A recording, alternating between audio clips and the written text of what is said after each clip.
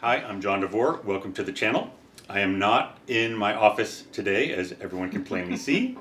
I am in the Audiophiliac's office. And I would like to do an interview. This is Steve Guttenberg. I've actually known him for quite a long time.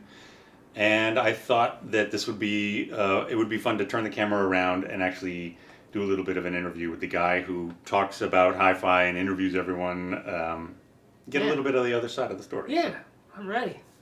Well, I wanted to start out at least how you came to be an audiophile. How did you become? Did you catch audiophilia from your family, like some people do? Like my dad had a great hi-fi, or did you find it on your own? I really just did it on my own. Yeah. You know, I was very sound obsessed, even as a little kid, and you know, in those days it was transistor radios, and I was fascinated by the sound of the static between the stations. Really? Yeah, and I would go, shh. Oh, I like that. I just listen to that. White noise. This is the way you would listen, right? Right, and right. just listen to the noise. And I would do that for long periods of time, just tune between stations and intentionally mistune them so they were very distorted, which I liked, you know. I was always, you know... That's completely unexpected. I love that. Yeah, it was just a sound obsession, you know. I was always holding, like, I grew up in Far Rockaway, you know, on the beach, so there were lots of seashells by the seashore, so I was holding different ones up to my ears, listening to the sound was different. Sounding like a radio in a way. Yeah, like a radio, like white noise, that right. sound and all that. So interesting. Yeah. So so your family did you must have had a hi-fi in the house or not even? I don't think so, but we had something bigger. We had a jukebox. Oh, cool. It didn't even occur to me to ask about that. That's cool. A big jukebox, you know. And yeah, I've told these stories before. I would just like lay on the floor. I'm like 10 years old. I would lay on the floor in front of the jukebox and just it's filled with 45s basically. Yeah, 45s. Like a classic. Yeah. Oh my God, that's amazing. And just feel because there's, you know, these are big drivers, you know, just booming away, you know, laying on the floor, absorbing the sound. It was, yeah. So we didn't have a stereo or mono. That's like a third path. I never even thought. That's amazing. Great. All right, Ben, you completely another whole different thing. I never even thought about that. But yeah, definitely a third path. It was a thing, you know. Yeah. This wasn't a new jukebox. This was like a '78 jukebox that was converted to 45s. Because jukeboxes go way back. Yeah, yeah, no. You know, it had all the lights and of course watching the mechanism work. Like you hit, you know, A4. And the thing would come out and pull the record up and put it down and stuff. That was fun right there. Right. You know? And the fact that we didn't have to put, you know, nickels or whatever it was at that point in the jukebox to play the tunes. You know? And did you go in there and like change out the 45s regularly, or you just had the 100 that you were in there and then you just left it at that? I don't remember them changing. I think they did, but I don't think I was privy to the changes. Right. I think it was probably like something new would come out and somebody would put it in. That. Yeah, right. Yeah. I think. Oh, you had older siblings. Yeah, I had an older sister and brother. I think they were the ones. The older siblings are always the ones who take over the. But I got a lot of my sister's records. I remember specifically Ray Charles Live. And there's a couple of Ray Charles records that are called Ray Charles Live. This is one, it was on ABC Paramount. It's a black and white picture, and the top banner is white with red letters. It says Ray Charles Live. There's another one with an all black cover. This was that one. And it's freaking great. And that record was out of print forever, really long time. And I had this friend, Brian Futterman, and I said to him, I have this old beat up one. No relation, Futterman. No, not that. No, okay. And so anyway, you know, I was trying to find a clean copy because I had this beat up one. And I said to Brian, I want this record so bad. And a month later, you know, we were doing something together, and he says, oh, you were looking for this? Here you go. And it was a sealed copy. How do you do that? I've been to a billion record stores looking for this record. Is he just one of those guys? He's just like one the of those magic guys. touch? Yeah, he just, you know. I know a couple of those guys. And then 10 years later, it was reissued, stuff with a lot more songs. But it's an amazing performance, and you know, it's just, it was really important to me. And the other thing is that I listened to this black radio station, WWRL, as a little kid. So I was listening to James Brown was big for me, you know, before he did funk and all those other things. James Brown in the 50s and 60s was so different than what he became later. It was, I guess it wasn't funk, it was, It what was do they call it? R&B, yeah. It was R&B, but he also did jazz. You know, he made a record with Louis Bellson. You know that, right? No. It's killer. I don't think I've ever heard him doing anything that was jazz. I've definitely heard the old R&B stuff and then the funk stuff. Jazz, but it's jazzy. Jazzy, you know? yeah. And Louis Bellson, really? yeah, you gotta look for that one. Yeah, I will. And instrumentals, a lot of records of him playing Hammond B3 organ. He was good, But too. he cranked out singles because, you know, when he was originally famous, it wasn't an album time. So he did singles, and there are now these singles collections, you know. I mean, he probably put out 20 singles a year or something. Just like...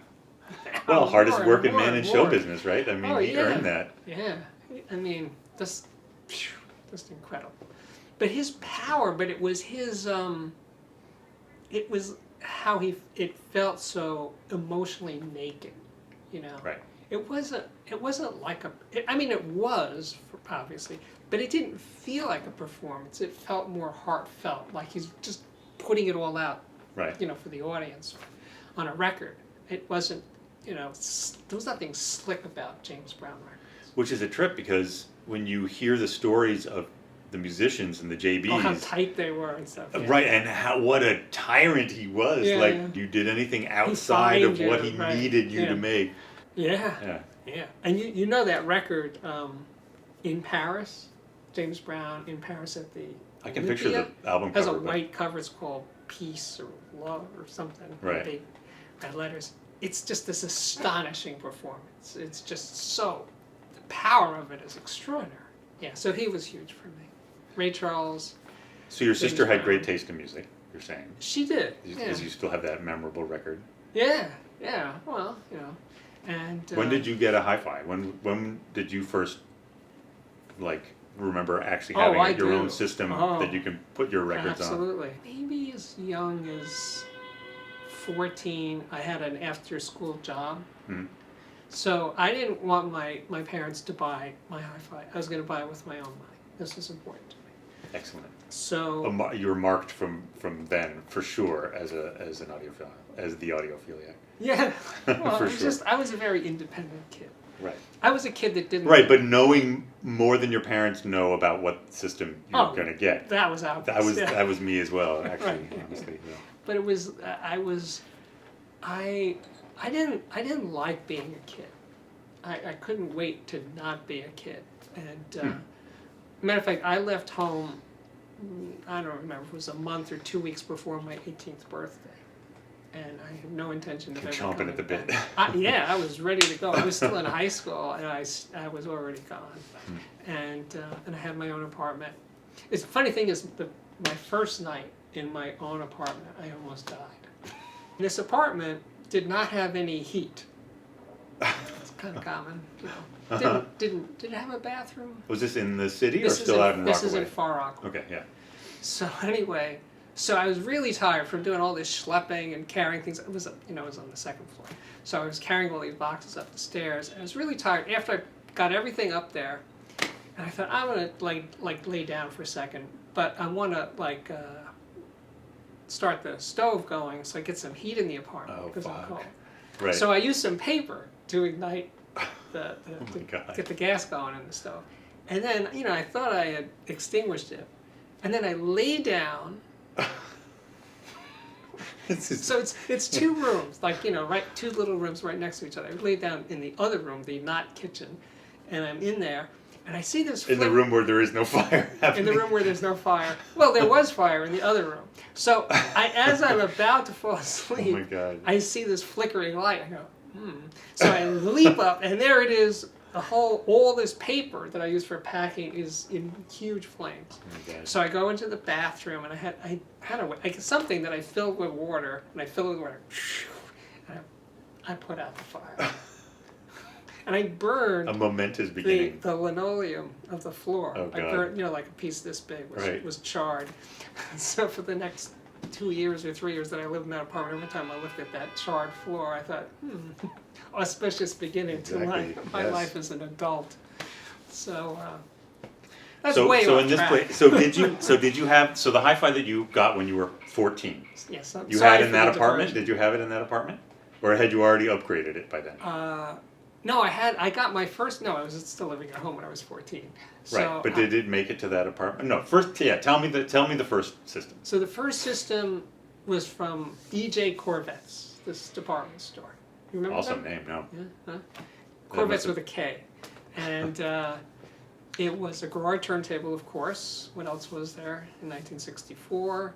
A Corvettes brand. Oh no, the store brand was called XAM, and it was an XAM integrated amplifier, 10 or 15 watts solid state, and Goodman's. Well, the speakers were branded XAM, but they were actually this British Goodman's. Goodman's, Right. two-way, maybe this big, and that was it, and I was, thrilled, and it was incredible. But I was in a rapid upgrade path even then, because I don't think I particularly was digging the XAM.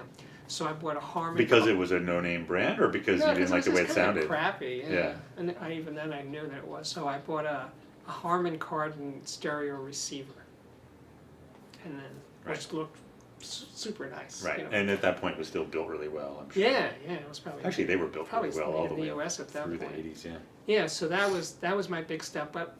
But I kept those speakers for a while. I mean, those speakers were around, I don't know, maybe 5 years. And one day. For a while, 5 years. Yeah, well, kid things change. But anyway, so I'm listening to, of all artists, it was Richie Havens. Could probably figure out the date of this. Richie Havens, he made a record called 1984. But this was in the late 60s, so it was maybe 68 So or 69. the Orwellian 84, yeah. Right. And I'm playing that record really loud in this apartment that I almost burned down. And I'm listening to this record really loud, and I started to smell smoke. What's burning? It's not the floor. Still. You and your history with this apartment. Yeah, with fire. Kids are into setting things on fire. So I'm playing. What is it? And I'm checking everything, and then I realized it was smoke coming out of the speakers. Nicely done. Yeah. So what happened was, you know what this is, right? That the voice coil got so hot it made the damping inside the box start smoking. Right. But it didn't burst into flames because it was inside the box. I guess it was limited oxygen. Wow. Shouldn't this have been Hendrix or Led Zeppelin or something? And With the fire. Not Richie Havens. Definitely It's Hendrix, a folk right? singer. Yeah. So. So more fire, I like it. More fire. But not a tube amp, right? Solid state at this point. I had a long. That was down the road to be tubes. Right. Because this was a time solid state, man. Solid state was dominating. It's over. Yeah. Tubes are over. Yep. The next thing I got, my next big purchase, and it was big because I remember how much it cost. It was a Kenwood receiver, TK140X. I think was the top of the line. It was $300. This is $300 in That's a lot. 68 or 69. I remember it being a big step up from the Harman Kardon, and I had that one for that. I did have a long time because it cost so much money. Like 6 years. No, maybe 10. All right, that's a long time. All right, that is a long time. No, not 10. But 6 or 7, a while, And I can't remember the speaker that went next. I have no idea what that is. But the next one. So after the good ones were smoldering, you kept them. They kept working. You kept, yeah, okay. They kept working. Right. They just smelled a lot. The smell lingered for a long time. I'm sure. So there was another speaker, and I don't know what it is. But then the next speaker, I wanted desperately. I wanted JBL L100. Yes, of course, yeah. Now, on the other side of, I wouldn't call it the hall. So when you get to my apartment, you went up. The good ones were acoustic suspension, or they were ported also. Because I'm pretty sure they were acoustic suspension. So you wanted literally like the other side. You wanted to go the other direction. I was a kid. I wanted. You wanted the California music, side, California sound. I wanted this. Yeah. Okay, yeah. So to get to my apartment, you walk up some stairs on the side of the house, and then you open a door, and there's some stairs you go up. And there were 2 apartments. My apartment's here, the other apartment's there. The guy on the other side was a drug dealer, so he had money. So he had JBL L100s, and before he had the L100s, because I came a little later, he had acoustic research. Right. I can't remember which ones. And he had a really good system.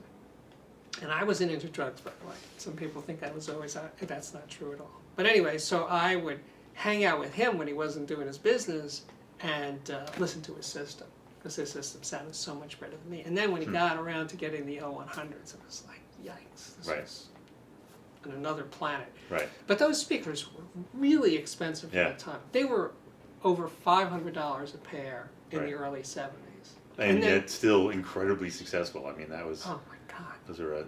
you saw those everywhere. Hundreds of thousands of pairs. Yeah. Between those and the studio version, whatever those are. Yeah, 40, the 4311. Yeah. Yeah. So that was huge. So anyway, so my next speaker, I really wanted the L100, but that was not going to happen. So the next speaker turned out to be, to my everlasting shame, Bose. Bose 501s. There are Bose in your audiophile family tree. Okay. I'm afraid so. You know, and I think I actually wanted 901s, but they were also really expensive, so I couldn't get those. And that was not good. So that was a misstep. Did you know then? I didn't know it immediately, because the idea that Bose's, you know, marketing geniuses. Marketing was so powerful that even though I knew that it wasn't, kind of went with it for a while, and at that point I didn't have any other options. Right. But then, I don't remember where I was reading about Freed speakers. Oh wow. M. Freed. Yeah, Bud Freed. And I was like, this is my next speaker. And who was the dealer for Freed in New York City? Andy Singer. Of course. And the way that you found people in those pre-internet days was he had in the classified ads in the New York Times. But it's so funny to think, like, how did we find things before the internet? Right. It seems impossible, right? Okay, I want Freed speakers. It was Yellow Pages. How would I find them? It was Yellow Pages, right? You would go to the Yellow Pages. You'd go to the back of the phone book, where the Yellow Pages start. That's right. You would go to Audio Shop or Stereo Store, and you would look at all the little things. I And some of them would have ads that would be in the top, Right. and then the other ones were just alphabetical. Right, and you'd have to go down and look for the Forgot phone all number. about that. Before the internet, we had the Yellow Pages. Yellow Pages. Exactly. Oh man, that's a great story right there. Not for me, but for somebody. Yeah. Yeah. So anyway, but Andy had just started, so at least half of the people watching this, or maybe a quarter of the people watching this, are going to be like, Yellow? What? What is it? Yellow Pages? But anyway, Andy had just started, so he wasn't in the Yellow Pages. I called him up. Now, when Andy started, he was working out of his parents' apartment. They had this great apartment on 68th Street, and it was, you know, again, it was a lot of money for me, so I went back probably 3 times before I bought it, and I bought them. But somehow there was a connection between Andy and me. It's not like the days would go by where there weren't any customers, so he had a lot of time on his hands. Right. So we were just Good thing he didn't have a records. lot of overhead. At that point. Yeah, he had 0 overhead. Right. So he had a lot of time, and we just had a connection. So what was the experience? What's the before we get into you and your relationship with you and Andy? Gone with the Wind or something. We're gonna get this right. But what's the experience going into a hi-fi store like that? What, like, as a customer? It's not a store, remember, because it's just a living room. What's it like? Tell me, like, you know, what's the date? When is this? This is 78. Okay, so 1978. You're going to this guy who just started up. Right. He is not Andrew Singer, avatar of audio. No. He's Andy Singer in his mom's living room. His mom's living room. Selling Freed speakers. So what was that experience? Well, first of all, the experience for me, you know, I just did this long interview with Andy. So to hear Andy's side of the story, you can watch my thing with Andy. But because he had all the coolest stuff. He had Lynn. Already. He had Spender. He had Word Short. So we just connected, and it was just became a hang for me. Right. So occasionally a customer would show up, and then I would just move to the side, and Andy would do the. Did you go in with your own records? Of course, right. Of course. As a matter of fact, Andy has never gotten over it. That one of the records I brought was Eno's Before and After Science, and one of the tunes was Black Water. You know that one? Yeah. Black Water.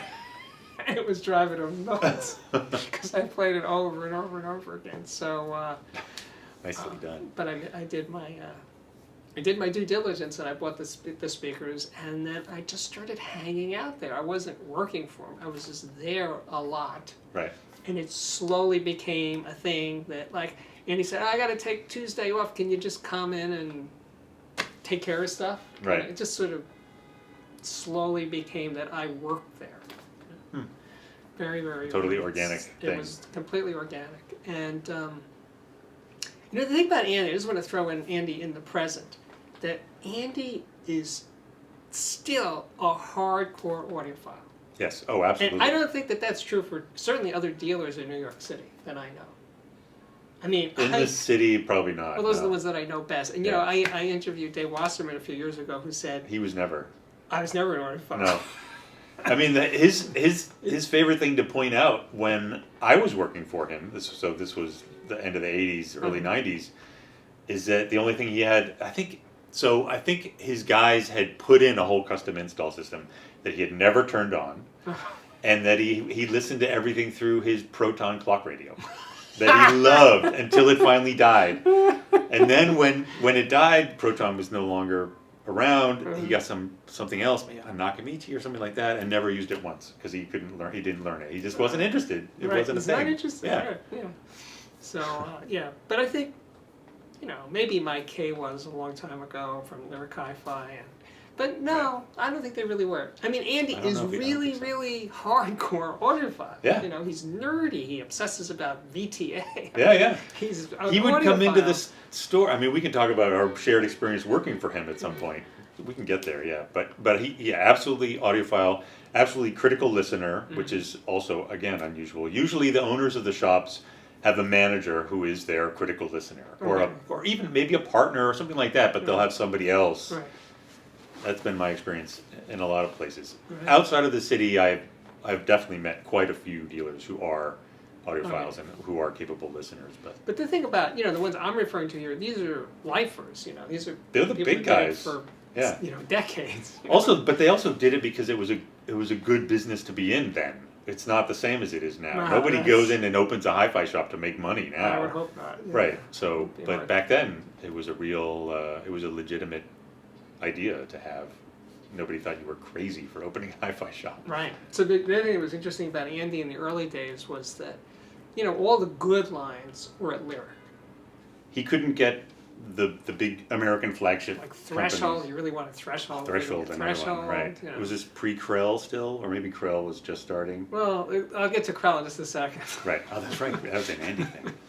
Okay, so Well, no. But so anyway, Andy's picking up some oddball the crumbs. imported ones, Yeah. right? So anyway, so he gets Perot, which was from New Zealand. That looked beautiful. It was like white, yeah, like beautiful. sandblasted Yeah. with gray. It was nice, and it sounded really It was good stuff. So it was our high-end solid-state line, and so anyway, so we get it, and it started to take off. It was doing really, really well.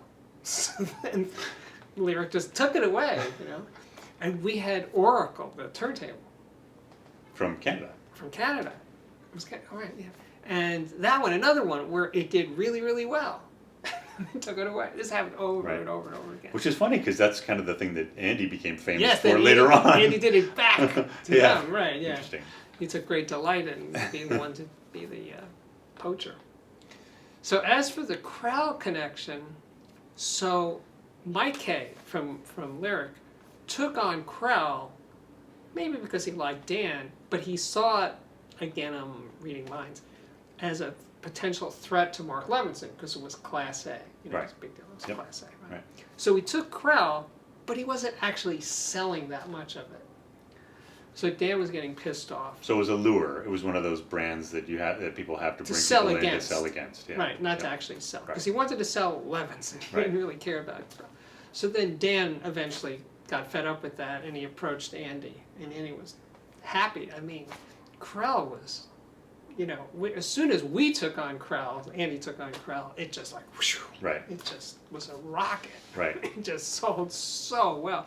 It was a dream product. It was. It eclipsed all solid state and in the high end at least. Yeah, and remind you, in the early days of Krell, first years of Krell, There was no advertising, no reviews. Right. It was just us. Right. Just our excitement about Krell. Resold Right. tonnage of Krell. He couldn't make it fast enough.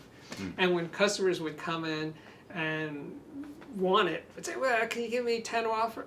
No, Right. I don't need to give you 10 off, because the second that you walk out the door, I will sell it to somebody else. Not Right. literally, but I will. So I don't need to sell anything at a discount. We could charge over list price and sell Right. it. We never did. But no, it was, and they never broke. Those early ones were seriously reliable. Right. Fan cooled and everything. Yeah, the fans got noisy, but they didn't break. Those amps did not break. And they would, I used to open up some of the fan cooled Krells, and they would be packed tight with like animal hair. Yes. Just jammed, like you could pull it out and it would be there would be the negative shape of the inside of the amp, just a because it like was a pillow. Inside it was a chimney. Yeah, Like a it would heat just, and sink. it would suck it all from the bottom. Right. Yeah, that was something.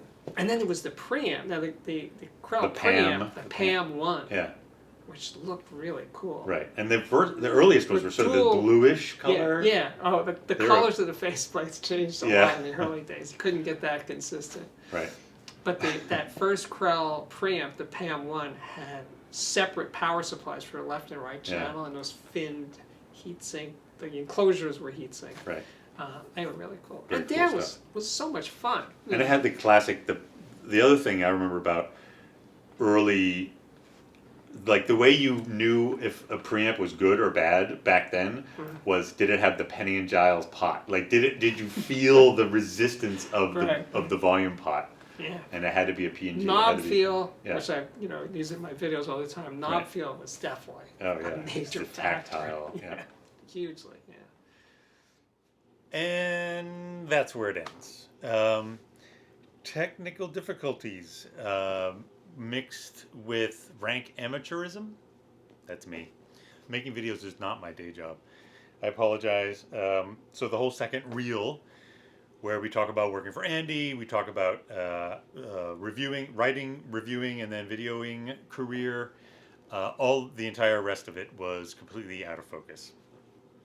So, sorry about that. I may revisit it. I may go back and do a part 2 with Steve Guttenberg, the Audiophiliac, at some point. I apologize. I hope you enjoyed part 1, not of 2, but part 1 of 1. Anyway, thank you for watching. Check out Steve's channel if you don't know it. There's a staggering amount of great content on there. Obviously, there's a link down below to that. And thanks for watching. I'll see you at the next video.